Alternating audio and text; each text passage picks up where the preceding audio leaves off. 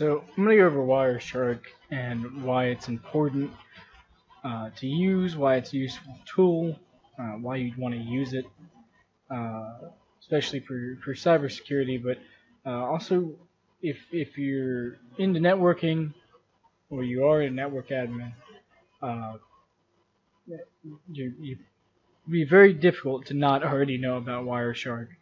But for those who may not know, we're going to go ahead and go over it. So to start off, we need to get Wireshark. Go ahead and go to Google, type in Wireshark download, whatever you really want to do. And go down here, should be the first one, wireshark.org. Go deep. Alright, and then you're directed to the splash page. It literally just says download, learn, go beyond. So if you want to read a little bit more in depth about exactly what Wireshark is and what its utilities are from those who made it, you can. But we're just going to hit download, and another window pops up. Or not really even a window. This is actually just a drop down from the page we're on. And if you have a 32-bit Windows installer, go ahead and do 32-bit. If you're 64, do 64-bit. Windows, Portable OS, all these other operating options. But for most, 32-bit or the 64-bit depends on your browser. And if you don't know, you can always check by going to your system properties. So you just drop down, click on your background, and you can go to. Oops, still trying to get used to Windows 10. All right.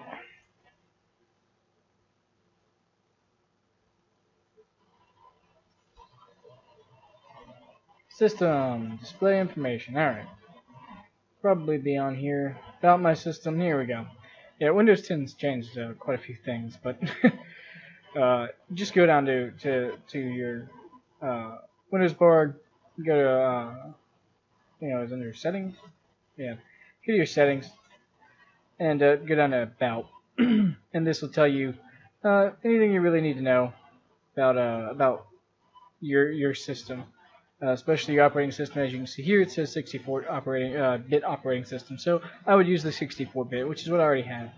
So we're going to go ahead and run Wireshark. All right, now we are in Wireshark, and we can go ahead and take a look at exactly what it does. So first thing you're going to notice for my computer, all right, it has where it's actually going to be monitoring the traffic. So I have Wi-Fi, Ethernet, local connection. I'm using Wi-Fi currently, so we'll go ahead and open that up. Now, at first, it's going to continuously do this, especially if your computer is connected to a network and is running processes. It's going to display packets. These can be datagrams, and they can run from any protocol. You can see UDP, TCP, QUIC, SSL, ARP, or ARP. So you everything that is coming in and out through my net card right now. What all these different packets that are being pushed in and out of my network.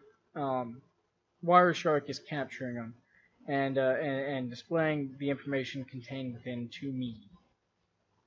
So if we just go here, all right, this is the search bar, and I'm going to go ahead and type in a network protocol.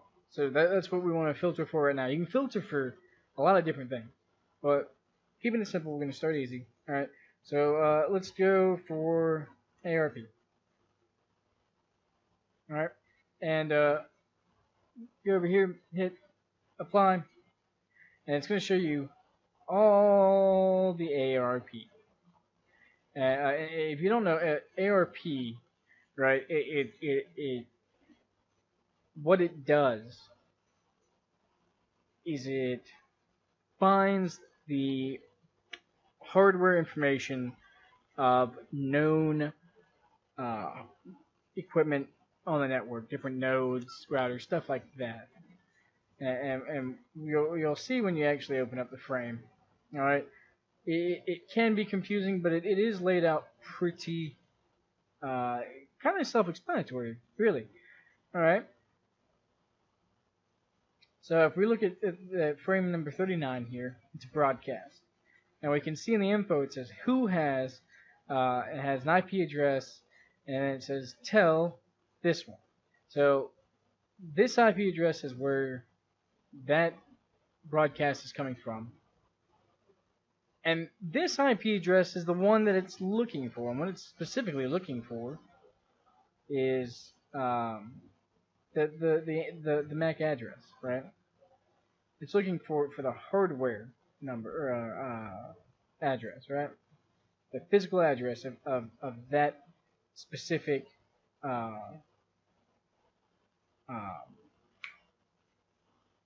dang that specific piece of hardware, that node. And then there'll be a reply. All right. Right here, this should be a reply.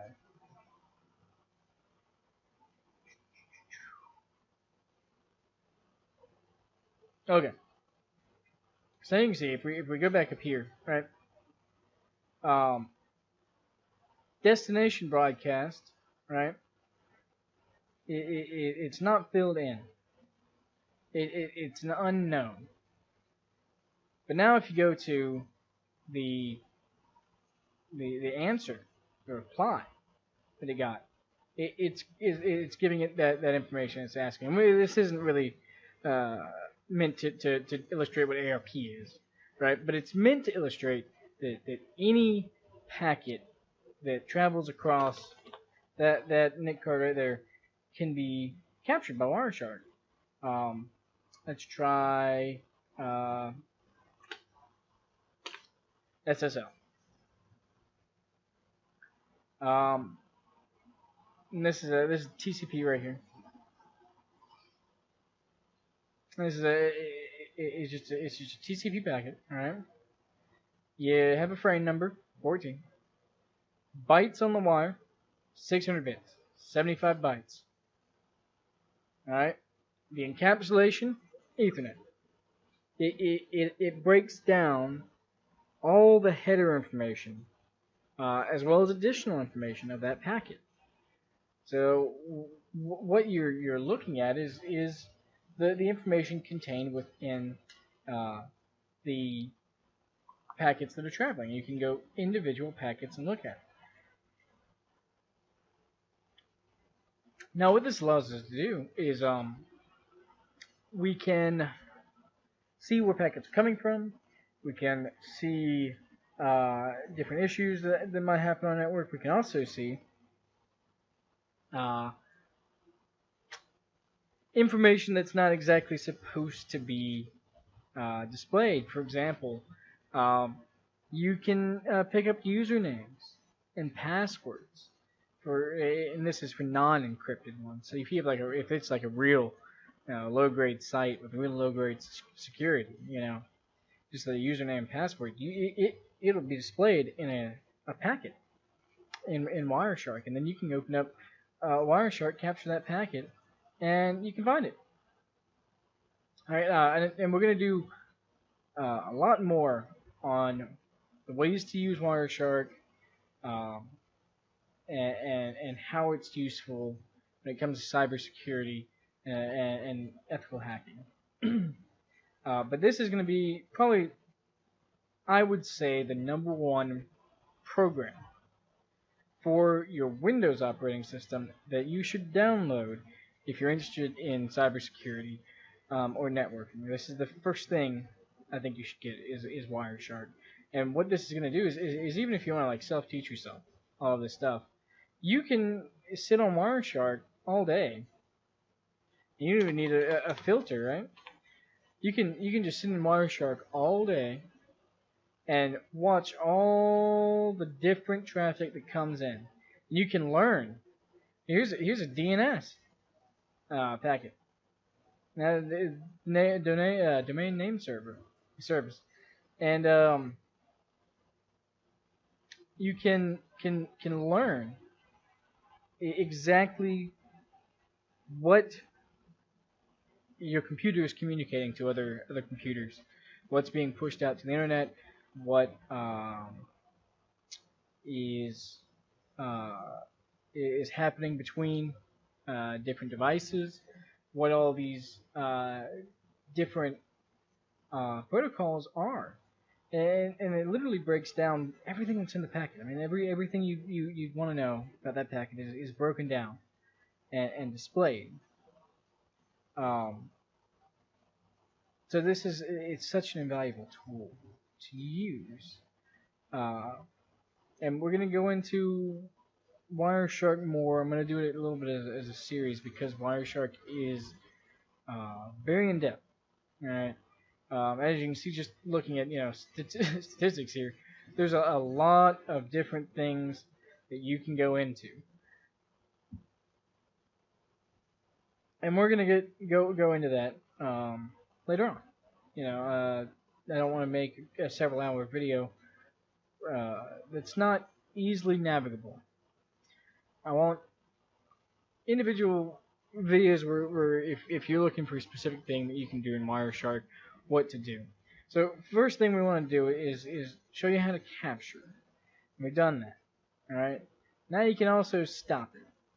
That's another great thing to go ahead and learn now. Alright? Um, so the capturing it, you can just go to the capture tab, continue without saving. I don't want to save these. You can save your Wireshark captures. So you can save them and then you can go through them later.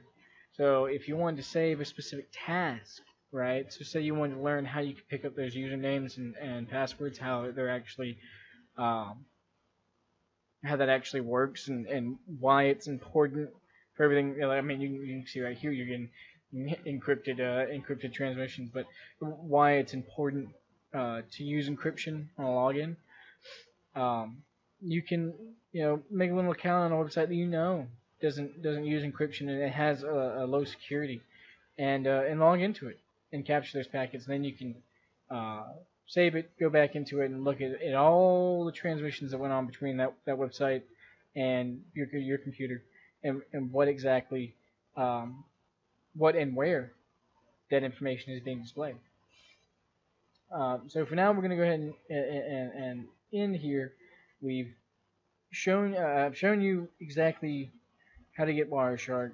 We've gone over what it is. It's literally just it's a packet capture program. I mean, you can capture packets that are traveling across your network, and you can also use it to capture packets going across other networks. Besides just your own, I'm on a desktop, so and we've gone over a little bit of how to use the basics, how to input a filter, so you can look at specific protocol packets, and exactly how to stop and start it. And you can also go stop start, and it'll ask you to save, and also you can save it if you want to, and then go back into it later. I don't want to save the packet capture today. So we've gone over how to get Wireshark, how to start Wireshark, and how to filter for certain protocols, and that'll be where we end on this one. And if you want a little bit more in depth, right? If you want to know anything about just about any program you come across, there's almost always going to be a help tab. You can go manuals, you can go through every page. You can go through the website. You can go to facts. You can go to Q&A on this one. This is great. There's a wiki for Wireshark, which also kind of breaks down exactly how complex Wireshark can get, how useful or how uh, uh, much of a utility it can be. About Wireshark.